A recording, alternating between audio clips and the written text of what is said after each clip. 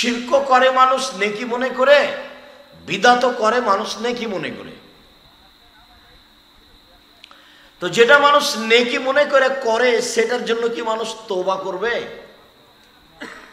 পাপ মনে করলে নাহি তওবা করতো, তো ভালো মনে করে এই তো করছে। যারা বলছে যে আল্লাহ বলছেন কোরআন মাজিদে লেখা আছে মিলাদ করতে হবে, মিলাদ রাসূলের জন্মদিবস পালন করতে হবে, কোরআনের আয়াত দিয়ে বলছে, তারা যে বেদাত করছে এর জন্য কি তারা তওবা করবে? একবারে প্রস্তুতি নিয়ে ভালোভাবে গাড়ি ট্রাক বাস নিয়ে মাথায় টুপি দিয়ে সুন্দর করে লাল পালন করছে। আমি এভাবে চাইনি, আমি এভাবে চেয়েছি। আবু হুরায়রা রাদিয়াল্লাহু তাআলা আনহু বলেন, নবী করিম সাল্লাল্লাহু আলাইহি সাল্লাম বলেছেন, তোমরা আমার জন্মদিবস পালন করো, তাহলে তোমরা জান্নাত পাবা। এরকম যখন হাদিস হবে তখন আমিও বলবো, জনগণকেও করতে বলবো। আর এরকম যতদিন পর্যন্ত না হবে ততদিন পর্যন্ত এর সাথে কোনো আপোষ নেই। সারা পৃথিবীর মানুষ যদি এতে নেমে যায় তাতে আমার আসে কিছু যায় না।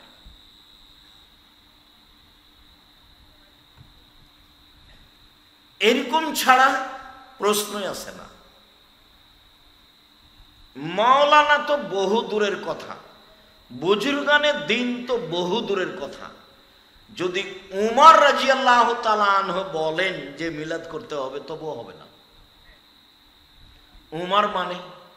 উমর মানুষটাই ভিন্ন রাদিয়াল্লাহু তাআলা। আল্লাহ রাসূল বলছেন, উমর তুমি যে রাস্তা দিয়ে হাঁটো ওই রাস্তা দিয়ে শয়তান হাঁটে না। আল্লাহ রাসূল বলছেন যে উমর, আমি রাতে স্বপ্নে জান্নাত দেখলাম, তো জান্নাতে ঘুরতে ঘুরতে দেখলাম একটা ঘর, এত সুন্দর প্রাসাদ, একবারে ঝকঝকে হয়ে আছে, মনে হলো ভিতর যে কত সুন্দর। তো পাশে একজন বৃদ্ধা মহিলা বসে আছে, পানি নিয়ে অজু করছে। আমি বললাম, এই বৃদ্ধা মহিলা বলো তো এই ঘরটা কার? তো মহিলা বললে, এই ঘরটা উমরের। যেমন উমর বলা তেমনি আমার অন্তরটা একটু চমকে উঠে বলল, ইন্না লিল্লাহ, না, এত বড় মানুষের ঘরে ঢোকা হবে না। উমর, তোমার আত্মমর্যাদাকে হিসাব করে আমি তোমার ঘরে ঢোকিনি, এত বড় মানুষের ঘরে কেমনে ঢোকি? তোমার আত্মমর্যাদাকে হিসাব করে তোমার ঘরে ঢোকেনি। বুখারী মুসলিম। তখন উমর রাদিয়াল্লাহু আনহু বলছেন, আল্লাহর নবী আপনি আমার আত্মমর্যাদাকে হিসাব করেন। এই দিয়ে উমর রাদিয়াল্লাহু আনহু কাঁদতে লাগলেন। আমি আবার কি, আমার আত্মমর্যাদা আপনাকে হিসাব করতে হবে? ইনি হলেন উমর রাদিয়াল্লাহু তাআলা আনহু যদি বলেন মিলাদের কথা, তবুও হবে না। বুজুর্গানের দিন তো বহু দূরের কথা, পীর সাহেব তো বহু দূরের কথা, মাযহাব তো বহু দূরের কথা। আল্লাহ তাআলা বলেন, নিশ্চয় যারা আল্লাহ এবং রাসূলকে কষ্ট দেয়, লানাহুমুল্লাহ, আল্লাহ তাদের উপরে অভিশাপ করেছেন আল্লাহ।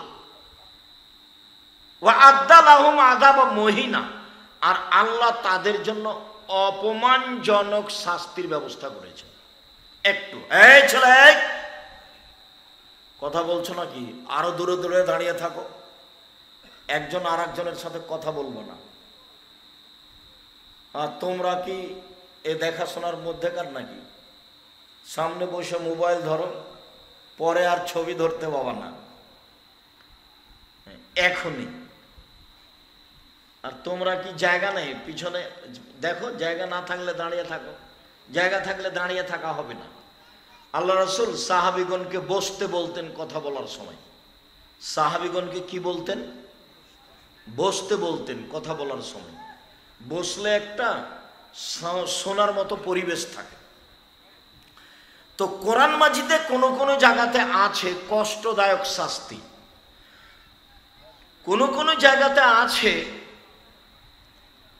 অপমানজনক শাস্তি, কোনো কোনো জায়গাতে আছে বড় শাস্তি। তো একজন অন্যায় করেছে তো 10 জুতা লাগানো হলো, এটা একটা শাস্তি। একজন অন্যায় করেছে তো মাটিতে থুতু ফেলে চেটে নিতে বলা হলো, এটাও একটা শাস্তি। তো এটা হলো অপমান, আর ওটা হলো কষ্ট। ওটা হলো কষ্টদায়ক শাস্তি, এটা হলো অপমানজনক শাস্তি। যেখানে গান বাজনা খেলতামাশা আছে, যেখানে মনটা খুশি হয়, যেখানে চোখ জুড়িয়ে যায়, মোবাইলে বেটি ছেলেকে ল্যাংটা দেখলে চোখ জুড়িয়ে যায়, গান শুনলে ভালো লাগে, মেয়ে মানুষ নাচে, গান শুনলে ভালো লাগে।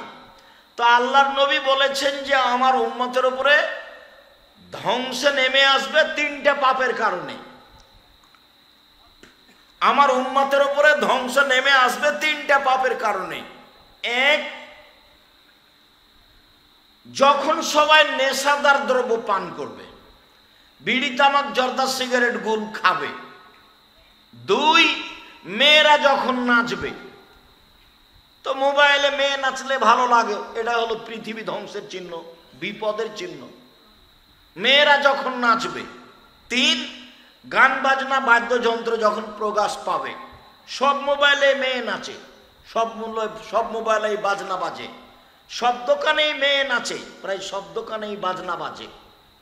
আল্লাহর নবী বললেন 3টে বিপদ আসবে। তার একটা হলো ভূমিকম্প, তার একটা হলো আকার আকৃতি পরিবর্তন হওয়া। সন্ধ্যায় ছিল মানুষ, সকালে হবে শোর, বানর। আর একটা হলো সমস্যা, 20 টাকা কেজি তরকারি 80 টাকা হবে।